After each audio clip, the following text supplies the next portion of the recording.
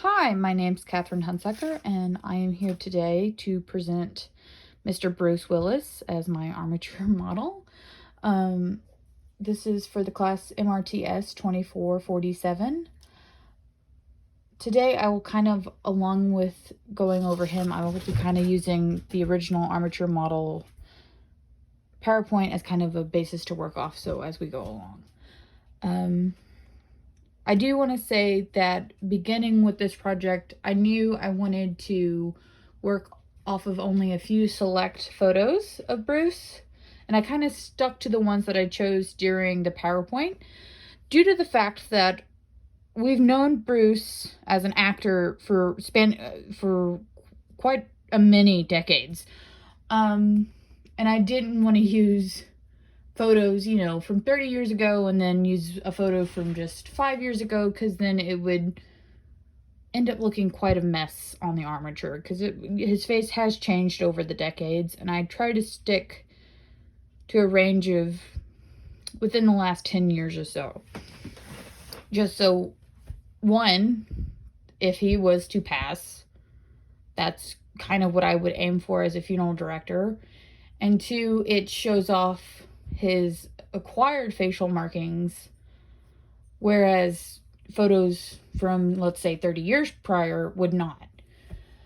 And it's just, I felt like that would be the best, as once again, as a funeral director, you would only maybe get a select few photos when you began working on a model.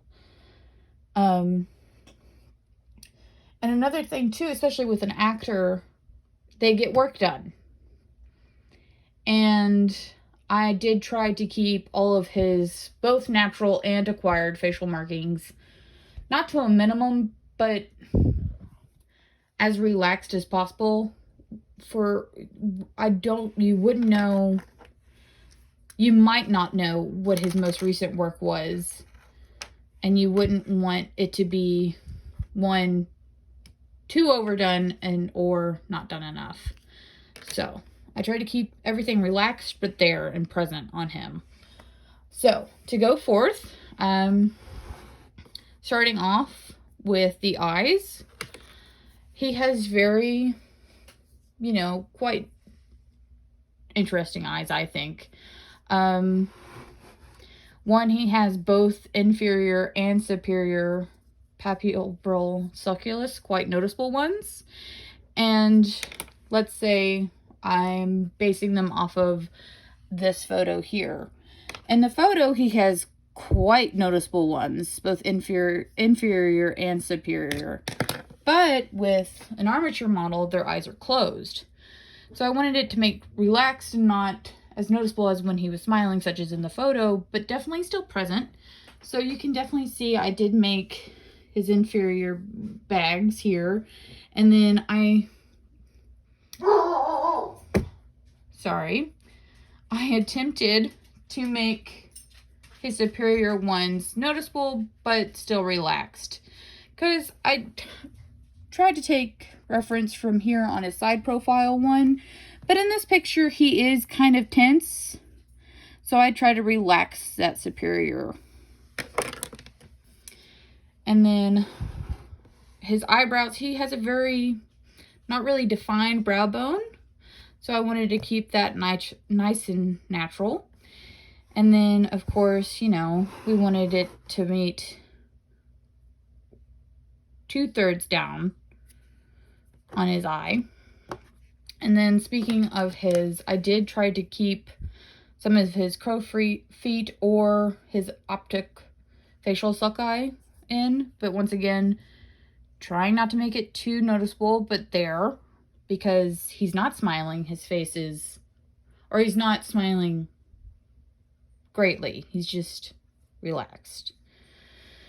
So, but even with a relaxed face, he would still have some noticeable crow's feet. So, I did include those with him. I also included some of his transverse frontal sulci, transverse frontal sulci, sorry. But once again, face relaxed, didn't want them too noticeable, but still present. Now, moving on to the nose.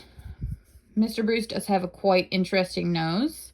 One, because the wings of his nose, instead of starting or ending where his eyebrow begins, it does kind of go a little bit past that. So I did want to get that ratio right.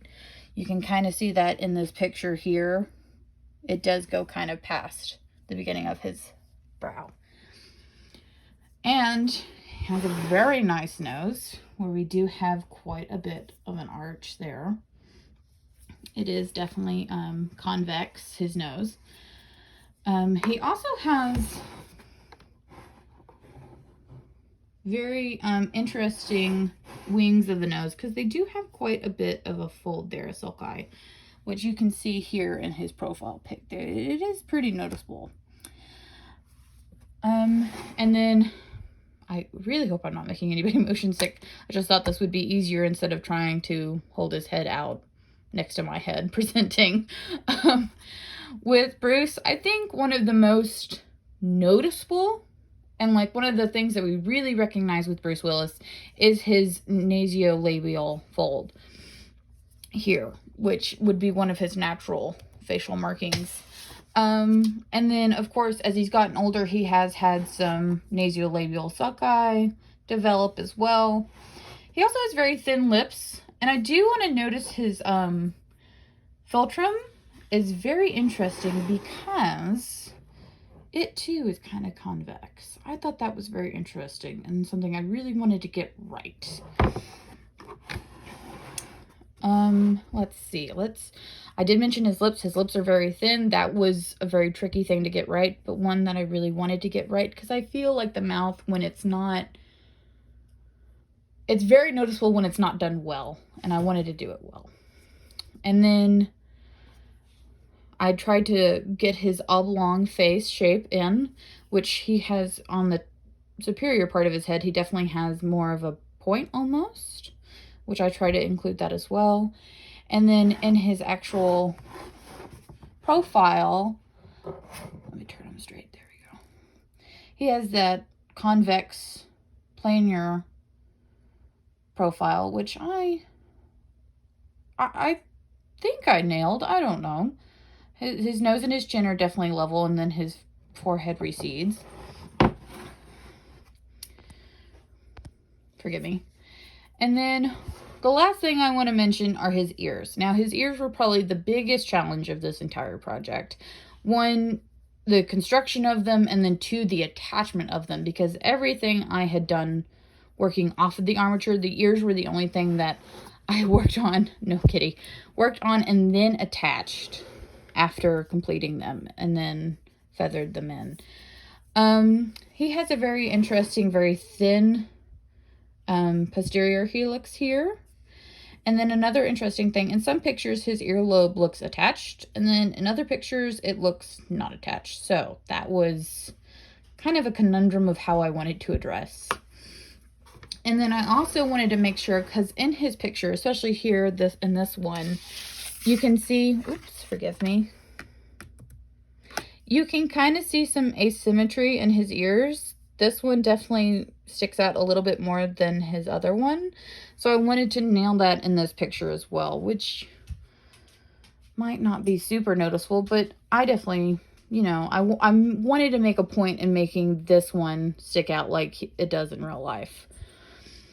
So I'm quite proud of Mr. Bruce. Of course, looking at him, I do see the imperfections and where I want to continue working on him, but right now I am pretty happy with him. And I look forward to getting more practice and more knowledge further down in my career.